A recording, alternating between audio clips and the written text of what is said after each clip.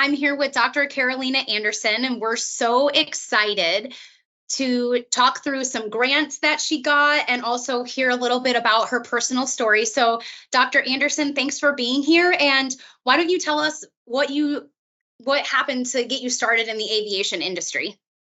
Thank you, Katie. Thank you for having me.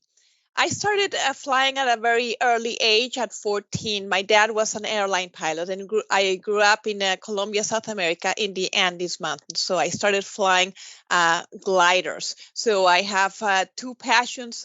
They're aviation and education. I am a self-proclaimed airplane nut, aviation nut. I love airplanes. And how did you get to Riddle? So I got to Riddle. I have a background in mechanical engineering, and I started working in Colombia, first in the oil industry and then in the aircraft manufacturing industry. And the economy just was really, really bad. We had a very bad era of insecurity. So I came to the United States to get my FAA certificates and go back to fly for the airlines in Colombia.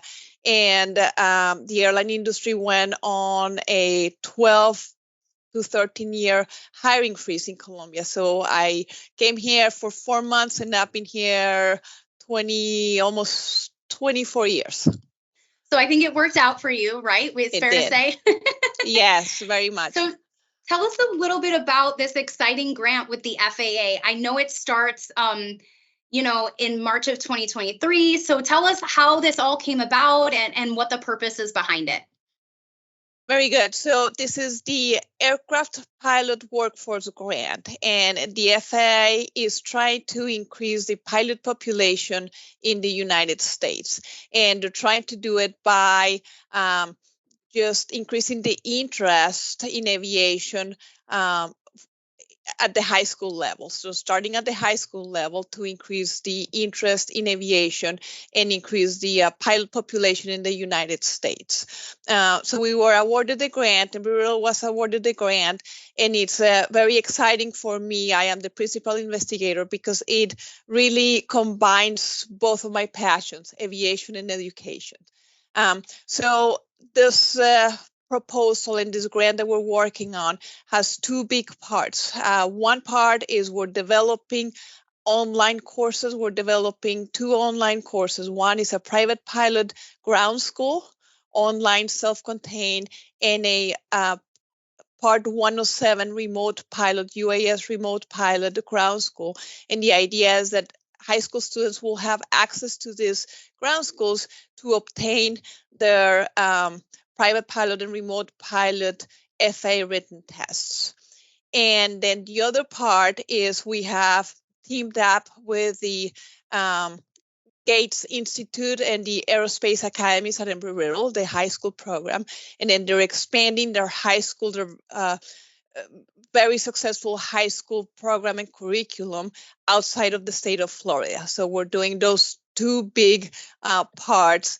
And right now, this grant goes, as you said, for a year, from March to March.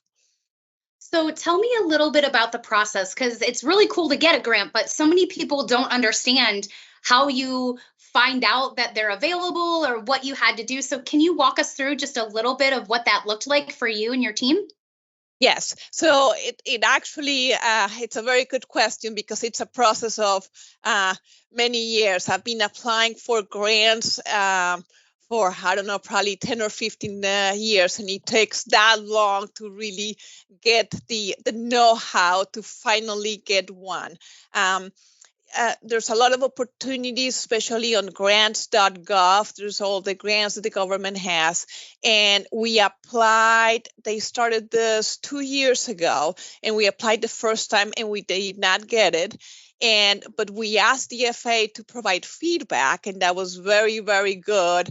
And then we literally sat down and wrote down every single piece of advice that they gave us. And the next time around, we applied everything that they told us, and we finally got it.